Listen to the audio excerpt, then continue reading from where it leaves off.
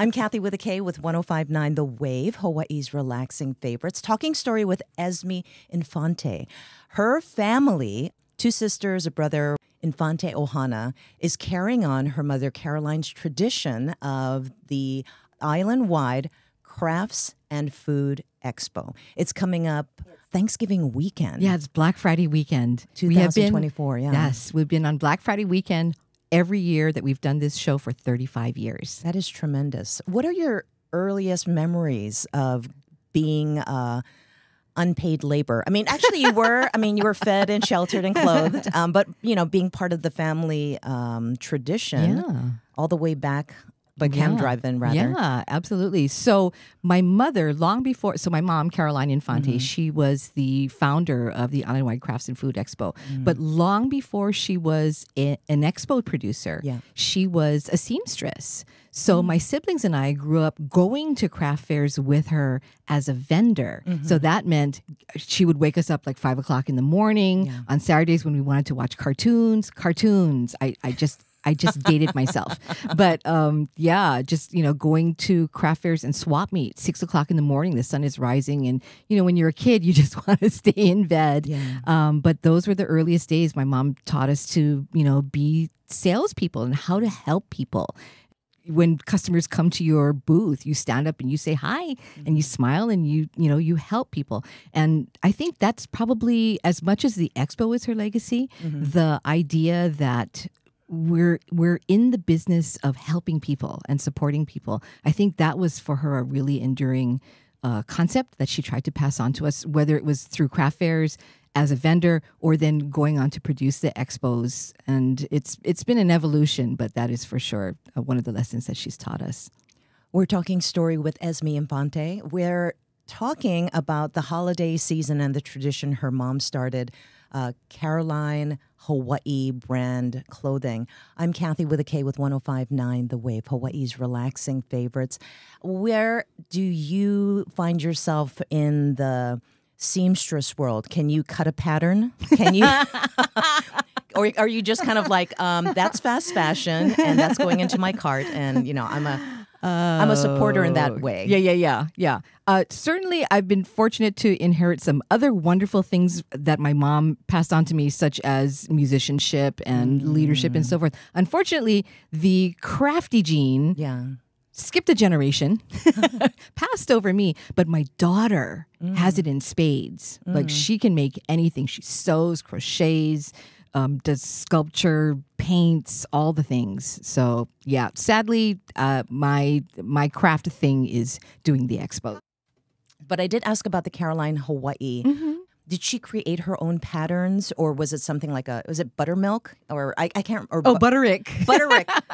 That's like OG. I still see those when I go thrifting. There's like a little bin where you can find OG patterns. Totally. Did she create her own patterns? She did. She was so it's so interesting the way that my mom learned to be a seamstress. Yeah. She was initially taught by my grandmother, and then just, she was starting to raise a family, and she realized, I don't want to leave my babies with somebody else. I really want to be home with them.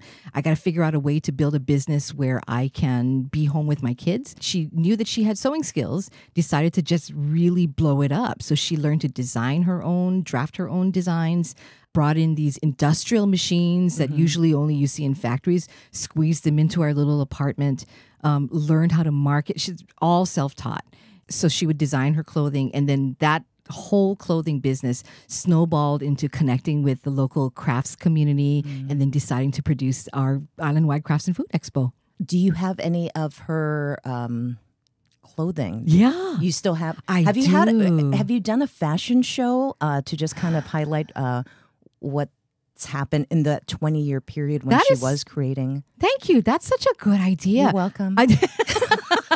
I wanted to make good for what happened earlier. We never thought of that. That's such an interesting idea. Okay. I would love to see the fabrics. When I think back to the fashions that my mom designed, because again, she started sewing from the 60s and 70s and then carried on all the way up until she started the Expo in 87. But some of those, the checkers and pogo prints and palaka. I love it. Wait, do you have those? Or are you just kind of? I have some of them still. Yeah. Have fun rummaging. Yeah, I know. Right. Vintage. Yes. Yeah. I think they're more valuable now I'm Kathy with a K with 105.9 The Wave, Hawaii's relaxing favorites, talking story with Esme Infante. Actually, Hawaii's Christmas favorites. The 35th Annual Island-Wide Crafts and Food Expo, Blaisdell Exhibition Hall. It's Friday from 4 to 9 p.m., Saturday 10 a.m. to 8 p.m., Sunday 10 a.m. to 5 p.m. Esme, when your mom, Caroline, first did the Island-Wide Handcrafters Christmas Fair. Yeah. I think that's why. It was Wow. 1987. Blaisdell Exhibition Hall? Yeah. Was it, how many days was it? It was always 3 days. Wow. And, but so much has changed. So it's grown, like it's massive. This year we are expecting probably, we're getting close to 250 vendors now. Wow. And, but, in the very, very beginning, it was probably 2/3 that size. So back in the day, they had these huge metal tables and chairs and that the Blaisdell would loan to the vendors. But my mother said, well, we want to be nice to the vendors and bring out the tables and chairs before they arrive. Guess to set it who carried out tables and chairs manually? We're just kids. I was like 16, 17 years old. Yeah. My sisters were young. I'm the eldest. So we're just, kids. Right. We were carrying, we got so strong. I had my biceps were gosh. just amazing. But now we have a company that handles that for us. So thank goodness we don't have to do that anymore. So a lot of things have evolved, but mostly we're just proud of the way the event has evolved since those days. So 250 vendors. Now we've got wall-to-wall entertainment. Melvin Lead, John Yamasato, Alex Kalkami are going to be our headline entertainment. We've got cash giveaways. We have keiki activities. Hawaii Children's Discovery Center is joining us. They're going to do stuff with the keiki. We have a Hawaiian Santa Claus. It's so much fun. We hope everybody will come down and spend the day with us. Are tickets available now? The way that the Blaisdell works it, for that particular event, our event, tickets are available on that day. Oh, that's perfect. Yeah. So you can come down and buy it that way. I should also mention, since we're talking about tickets, you out there, if you have a Joe Coy ticket for the concerts that weekend, you can come into our expo for free. Ooh, just bring the ticket stub. Yeah. So the way that it works is that we are giving same day free admission. So in other words, there's going to be a nice little overlap. Yeah. So let's say, for example, if you are a Joe Coy ticket holder and you have a ticket for the concert on Friday, you can come into our expo for free on that Friday. So I hope people will come and make it making an outing. So come to our event first, eat, because we have a zillion food vendors, and shop, get your Christmas shopping done, let the keiki play in the keiki activities and visit with the Santa Claus, take your pictures and have a nice time, have a meal, and then go across and go take in the show at Joe Coy, So yeah, it can be a whole afternoon and evening. 35th Annual Island-Wide Crafts and Food Expo. That's November 29th from 4 to 9 p.m., November 30th from 10 to 8 p.m. and Sunday, December 1st from 10 a.m. to 5 p.m., Blaisdell Exhibition Hall. To differentiate, there are so many great craft fairs and food fairs, open markets, and all that kind of stuff. What are the qualities of the Island-Wide Crafts and Food Expo vendor or exhibitor that may have carried, did your mom just say, anybody can come in for this first annual Island-Wide Handcrafters, Christmas fair?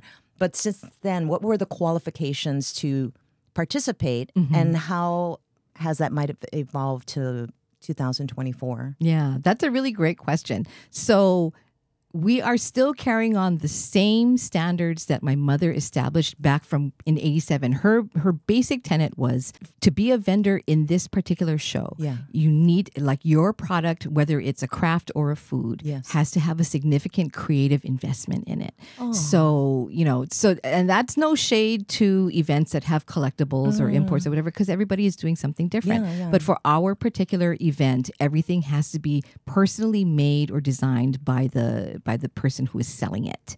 And so that's really cool, because that means that when you're coming to our event, the Islandwide Crafts and Food Expo, our family is a micro business. It's just me and my siblings running this giant event, but we're supporting 250 micro businesses as well. And it's all local businesses, you know what I mean? So going back to the original question about the standards or what are the qualities, I think you're going to find when you come to this event, there's a real family feeling among a lot of our vendors. They've been with us for decades.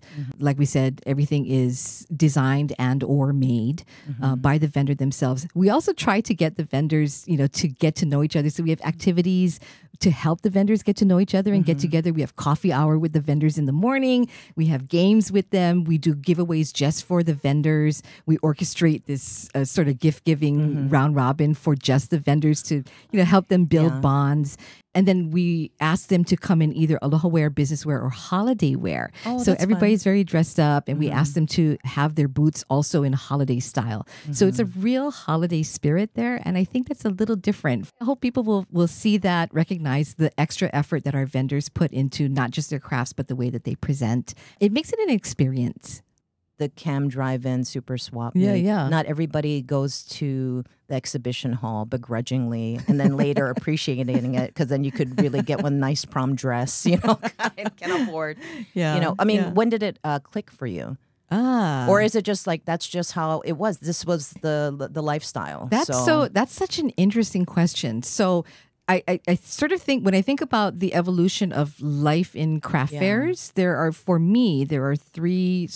phases. So there was the life in craft fairs when my mother was a seamstress and we were going with her to Cam Drive-In, as you mentioned, craft fairs, trade shows, etc. Then the second phase, I think about my mother from 1987 producing the Islandwide Crafts and Food Expo, and us as a family transitioning into learning how to produce these huge events. And then the third phase, after my mother passed away in 2022, suddenly my siblings and I had to figure out, do we want to carry this thing on? Like, it's huge. Each of us has our own separate career. And whereas my mom used to do the expo as her full-time job, each of us, the four siblings, has a full-time job, and we're doing the expo in addition to it. So we had to think really long and hard about whether we were going to still carry it on. The question about when did things start to really switch? I would say that going from phase one, which was life with my mother as a seamstress, into supporting her and working as a family in production of the expo was a fairly organic sort of a transition, because we I don't know, it was just our life. We moved as a family, we did everything as a family, and so that felt fairly organic. But I think it's such a transition into phase three where, after my mother passed and we had to think really hard about, are we going to carry on this legacy? 35 years of legacy, we can't throw that away. And so imagine my siblings and I in making that transition into anyone. We kind of, starting a business like this is like getting married. You're spending, you know what I mean? It's like you're spending all your time with each other.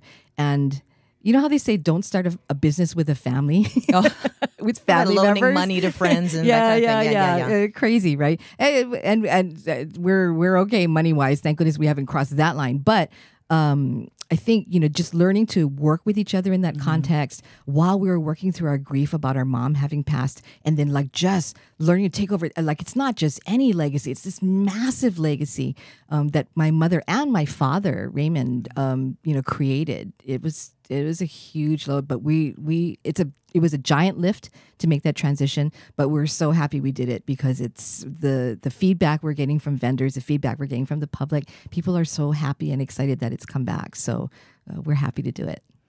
Are there any vendors or exhibitors that were there from the The first beginning? annual? Yes. Yeah. This year we actually are starting. We have even our vendors don't know about seed. I'm just talking about this first here. When our vendors show up this year, they will have buttons to put on their booth indicating how long they've been with our expo, because some have been with us from the beginning, 35 years. So it's going to be pretty cool. Other events run by other organizations, they are frequently sponsored by giant corporate entities. We are just doing this ourselves. We are, like I said, we are a micro business, and our family runs this on our own. And my mother took pride in that. And the family feeling that we try to foster among our vendors and among our shoppers, like that makes that possible. Where are you online and what are your social handles? Oh, so we hope that people will, first of all, check out our website. So the website is islandwideexpos.com. And then if you use that phrase Islandwide Expos, if you search on that, you'll easily find us on Facebook and on Instagram. And we just started Threads. So, but Facebook, it's Islandwide Expos Hawaii. And on Instagram, it's Islandwide Expos. So yeah, come and check us out. And we've got all kinds of updates that we are loading up there. So it's fun.